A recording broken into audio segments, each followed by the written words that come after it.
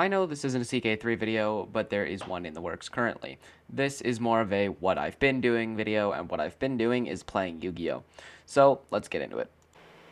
Alright, today we are on Sacred Beast. Now, this is one of my favorite decks. It's not my best deck. This is one of my favorites, and this is what obviously is featured in this video. We are running 3 each of Chaos Summoning Beast, Dark Beckoning Beast, and Dark Summoning Beast, as well as 2 Phantom Chaos. Phantoms of Chaos. Fuck. This is because this deck has no modern support, and the archetype is extremely inflexible. Now that sounds like a recipe for disaster, but it actually works out okay because the old support is not bad. These are all ways to get one of the Trinity out for free. Now, we're also running 3 at Max C and 3 Ash because this is Master Duel, and Ash is especially helpful in this deck because if you are bricking on your opening hand, which this deck tends to do quite a bit, you use Ash and hopefully end your opponent's combo before they can FTK you. Now, we're also running 1 Uriah because this deck is not particularly trap heavy, as you can see down here. We're running 3 Hamon because he's the centerpiece of this deck. Between him and Cerulean Skyfire, you have a negate on field, and his abilities are also, in my opinion, the most powerful of the 3. We're running 2 Raviel because he's not bad either, and you can also do some funny stuff with his tokens. We are running 1 Monster Reborn. We are running 2 Phantasmal Martyrs. Now, if you have Phantasmal Martyrs in your hand at the same time as Dark Summoning Beast, and you activate Phantasmal Martyrs, it sends Dark Summoning the Beast to the graveyard, which you can then banish from the graveyard to add Raviel to your hand, and then you can summon Raviel with the 3 tokens. Which is really the only application of Phantasmal Martyrs, because you would never use it otherwise, because then you would just be banking on drawing Raviel, which is a dumb idea, which is why we're not running 3 of it. Dimension Fusion Destruction, we are running 2 of in this deck because we still want the chance of drawing that perfect opening hand where you summon Armityle on turn 1 and do 10,000 damage, but we don't want to be bricking with it at the same time as Phantasmal Martyrs. If you draw both of them at the same time, it's almost guaranteed to be a brick hand. We are running 3 Fallen Paradise because this field spell is insane, it's a free draw too, and it's got a little bit of protection stacked on there. It protects from targeting effects, which is not great, but you would use it anyway if it were just a draw 2. So the protection's nice, I guess. Cerulean Skyfire we're using primarily as a negate, but it can come in clutch to summon Hamon in your Darkest Hour. Opening of the Spirit Gates is really the engine for this deck, kinda. It does basically everything. You add 1 to your hand, or basically any other card in the deck that's not a hand trap. You can discard a card and then summon a 0 attack, 0 defense fiend from your graveyard, and that is all of the summoners. You can also discard a summoner and then immediately summon it back with this effect because you discard as cost first before the effect kicks in. So that's the way to use this card as long as you already have one in your graveyard to activate the effect. We're running 1 Hyper Blaze, just in case we have Uriah out. It can be really funny when your opponent attacks into a 0 attack Uriah, you activate Hyper Blaze and kill them. We are running 2 Awakening of the Sacred Beast because this pet card is also insane. It's got a little bit of a RDA thing going on up here. That one's not really good. This is obviously incredibly powerful, and this is Macrocosmos / D Fisher / Shifter. Yeah, it's really good. So we're running 2 of them because you will almost never have all 3 out and not winning the game with Armityle. Speaking of Armityle, in the extra, we are running 2 copies of Armityle, mostly because I have to, although you could throw in a 3rd, just because you are never going to be summoning a 3rd Armityle. And we are running 1 Armityle the Chaos Phantasm, Phantom of Fury, because this is good removal, and it could probably come in clutch. You will not be summoning this very often. Disclaimer, I'm not particularly good at deck building. This is just the deck I wanted to show you. As such, if you take this and it does horribly, please don't blame me. Now, this is a game I literally just played, and I wanted to show you this. But I'm playing Sacred Beast because I'm a GX fanboy, and he's on Sprite. So I summoned Dark Beckoning Beast, and it procced Max C. I was worried that was Nash, but it wasn't, so it's all fine. And then I use it, Dark Beckoning Beast, effect to then use second normal summon. I add Chaos Summoning Beast to hand, which will be helpful later. And then I summon Dark Summoning Beast, which then lets me summon Hamon from deck. Now, this is a really garbage sword to end on, but it's honestly not the worst thing in the world, and you'll see why, and it's because he's playing fucking Sprite. Now, Sprite is fucking Sprite. Sprite will spend 15 minutes getting their goddamn turn, and then their end board will be like Gigantic Sprite, Sprite Elf, and like 2 effect monsters return engage. And it's not only really annoying to have to stick through their combo, but it's also like not intimidating in any capacity. It's the scary deck to go out of this. I still lose to Tearlaments post-nerf, but I can't think of any time off the top of my head when I've lost to Sprite because of the Sprite player's skill and not because the need is breaking really bad.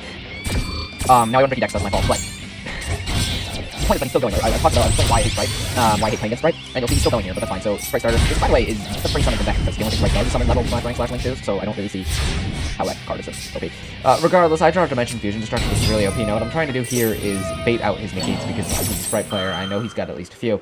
I don't know what they are because I don't read, but lo and behold, here's one now. On Chaos Summoning Beast as I predicted. I predicted he would get rid of Chaos Summoning Beast in some way. I really just wanted Chaos Summoning Beast in the graveyard so that I could activate it to add Fallen Paradise to check for Ash. Which he actually doesn't have Ash. So, you know, W. I activate Fallen Paradise to see if I can bait out another negate, and would you believe it? I do bait out another negate. And he's probably thinking I'm done, but you can see in my hand here that that's game because I'm about to activate Dimension Fusion Destruction, summoning Armatile by banishing command from Grave, Uriah, and Raphael's hand, and then attacking his random 1100 link to do 8,900 damage and kill him instantly. Which is honestly just a common Sprite Elf. I know the replay said 53% win rate on Sprite Elf, but I don't believe that for a second. Alright, this is game 2. Our opening hand is Chaos Summoning Beast, Phantasmal Martyrs, 2 Cerulean Skyfire, and Hyper Blaze. I can't do anything, I just get Hyper Blaze and turn. Our opponent is on Dragon Maid. They start by summoning Parlor Dragon Maid, and then send 1 Dragon Maid card from the deck to the graveyard as Dragon Maid Changeover. They then add Dragon Maid Changeover back to their hand, and add Parlor back to their hand.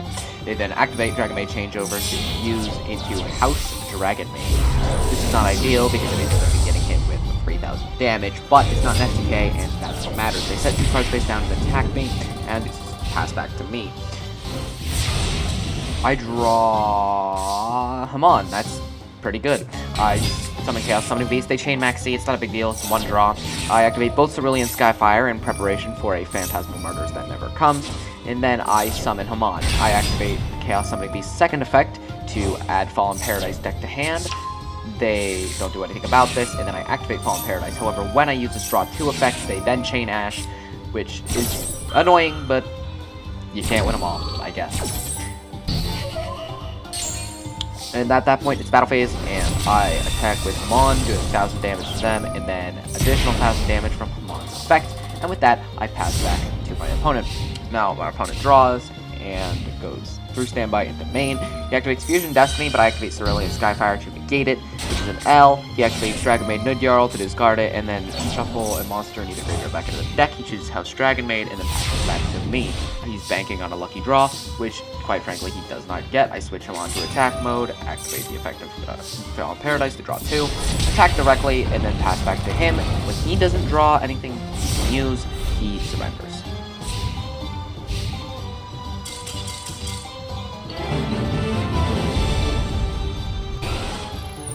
Alright, game 3. If you were expecting me to do something cool for game 3, you would have been mistaken. I'm not MBT. We are playing against Tearlament. Now, it's his opening phase. He starts with Reinhardt, and then I chain Maxi because I hate Tearlament. I know Tearlament format is over in the TCG completely, and I know it's had significant hits in Master Duel, but it really doesn't feel like it because Cashier is not in the game yet. Anyway, he uses Merly, fuse with Reinhardt in his hand to summon Kitkalos, and I've never seen a Tearlament player do less with their turn. This is the end of his turn. This is the entire turn. I draw Hamon off of Maxi, and that's about where it ends. Maybe he was trying to prevent me from comboing off with Maxi, but it doesn't matter. I draw Fallen Paradise. Okay, that works. We take those. I summon Chaos Summoning Beast, and then he chains Havnus. He chains Havnus. I don't remember their names, because I fucking hate this deck. Now I use Chaos Summoning Beast effect to summon Hamon. I activate Fallen Paradise, and then I draw 2 off its effect. I activate Phantasmal Martyrs, forgetting to set Awakening of the Sacred Beast face down. It's okay, though, because we get our 3 tokens, and Dark Summoning Beast is in the graveyard, and that's what matters. We use Dark Summoning Beast effect to add Rabiel, Lord of Phantasms, to his hand, and then we use Rabiel's own effect to sacrifice our 3 tokens and summon him. We go to battle, destroy his Reinhardt with Hamon, and destroy his Kitkalos with Raphael, and from Mon's effect, deals him 1,000 extra points of damage. It is now his turn, and maybe he just bricked really hard or something because he summons Fairy Tale Snow and sets one card face down. Raphael's effect gives us a token. He attacks our token with Fairy Tale Snow, and ends on that. I have no idea why he did this, because yeah, he's gonna die. He's gonna fucking die. We set Awakening the Sacred Beast face down, activate Raphael and Fairy Tale's effect to draw 2, to activate Cerulean Skyfire, and opening up the Spirit Gates because we can. It would be really funny if we then somehow got Dimension Studio Destruction, but the point of the matter is, we don't need it because the Mon's effect is going to do 1,000 damage anyway.